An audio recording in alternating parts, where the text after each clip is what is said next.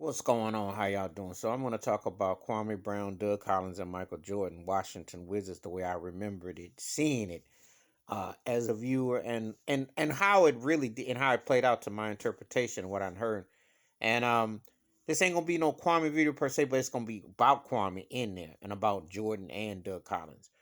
Michael Jordan hired Doug Collins to be his puppet with the Washington Wizards. Michael Jordan wanted everybody to blow the candles out of all sides of his body, and he had some partial ownerships with the Washington Wizards. Did he really want Kwame Brown? Business decision. Said he wanted Elton Brand, but Kwame Brown came on board. And high school rookie phenoms, and you know he was really good at the time to get it. So you did what you did. However, he went through rookie duties and everything. But Michael Jordan didn't care at the time. Michael Jordan was playing ball. He had one-upmanship against the Chicago Bulls because Jerry Reinsdorf and them would never give him ownership, which they should have. I always say, why you be on the plantation but you can't get a stake in the house, the big house? Why can't you? It's kind of a trip because you look at how these things unfold and you have to ask yourself, do they unfold because they're supposed to unfold naturally, or do they unfold because there's something else at work and involved?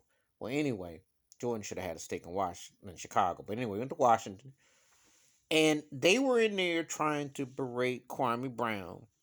Now, talent wise, of course, you can say other players were better, etc. But he did play 13 years, and that's got to count for something. And at the end of the day, he got an NBA pension.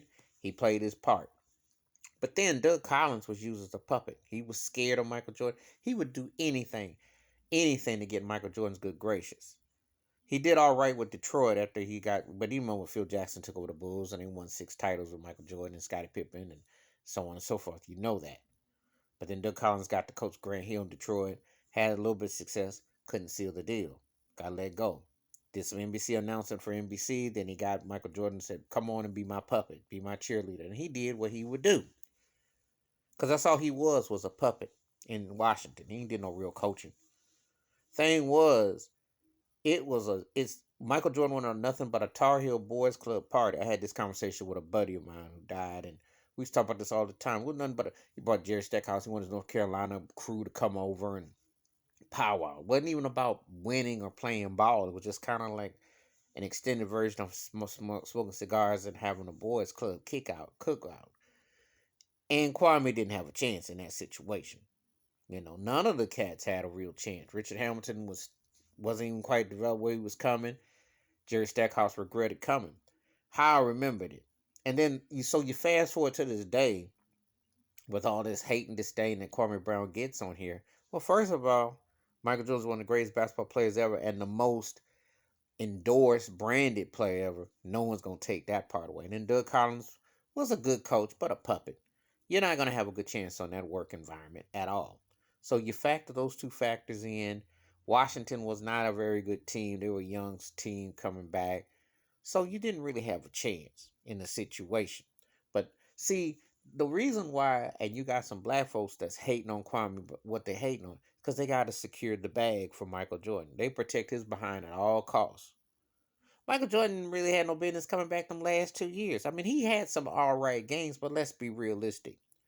Michael Jordan coming back then is like somebody who can do something a bit to show you. But if you expect them to be the way they were 5, 10 years previous, you're going to be disappointed. And Doug Collins was nothing but a puppet coach. So that wasn't even a real situation. So it was like an exhibition of exhibitions, if you will. But you know what? Michael Jordan kind of pulled the Floyd Mayweather. It's like, oh, I can pimp this dude to be the coach, and I pimp this situation. I do what I got to do. But Kwame didn't have a chance. But I don't understand. I see. I know why. I expect white folks to hate on Kwame, and maybe not even, and maybe a punchline and whatnot. Black folks hating on him and using him as a punchline 20 years later is embarrassing. But then again, we do not take care of our own. And I'm not gonna sit around here and talk about people who didn't for this or that unless they come from conversation. Don't make a habit of going about well, so and so didn't have much of a career, this or that, and the other, because I'm done with it. But they bringing it up because they don't want to touch on Michael Jordan's toes. And a system of the NBA plantation, which owns the game. doesn't want you to ruffle the breadwinners. See, and that was the reason why Michael Jordan and Charles Barkley fell out, because Barkley criticized Jordan's ownership of Charlotte, or how the players he drafted. He looking okay with LaMelo Ball right now. And I hope he treats LaMelo Ball better in Charlotte than he treated Kwame Brown, the whole situation. But anyway, um, you see what they want you to see, you know.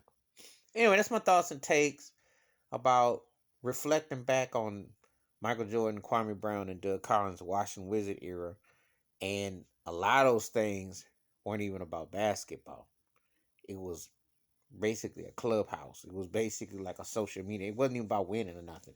You didn't have a chance. But then you see how people are still hating on Kwame. How to come Kwame catches more hate than Michael Jordan, who was past his prime and peak, and Doug Collins, who was a good coach but wasn't great, and he was just used as a cheerleader. See how this thing infiltrated now circles, and no one wants to talk about the Jordan Doug Collins situation, because it wasn't a chance to win, and it wasn't no coaching. Because let's be realistic, this was all about edifying the ego of number 23, the logo.